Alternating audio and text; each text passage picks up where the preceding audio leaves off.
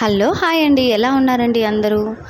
ఈరోజు నేను నా మార్నింగ్ బ్లాగ్ వచ్చేసి బాబుకు లంచ్ బాక్స్ పెట్టాలని నేను మార్నింగే రైస్ చేసేసానండి. తర్వాత పచ్చిమిర్చి పప్పు చేశాను.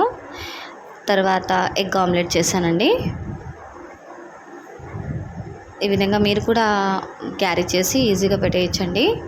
తర్వాత మనం డైలీ వచ్చేసి మ్యాంగో రైస్, క్యారెట్ రైస్, తర్వాత చపాతీ, తర్వాత పూరి, దోశ ఏదైనా పెట్టి పంపించండి. పిల్లలు చాలా ఇష్టంగా తింటారండి ఇవన్నీ. తర్వాత ఈజీగా వచ్చేసి రెసిపీ ఇట్లా టమాటా రైస్, క్యాప్సికమ్ రైస్ ఇలాంటివన్నీ చేసి పంపించండి, అంటే కర్రీ లేకుండా.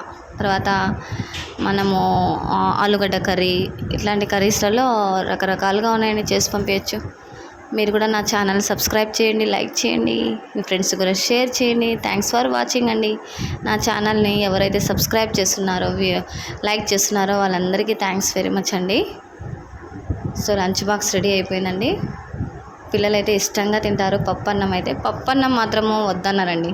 వేరేది ఏదన్నా వద్దన్నా కూడా పప్పు మాత్రం పిల్లలు చాలా ఇష్టంగా తింటారండి. Thanks for watching.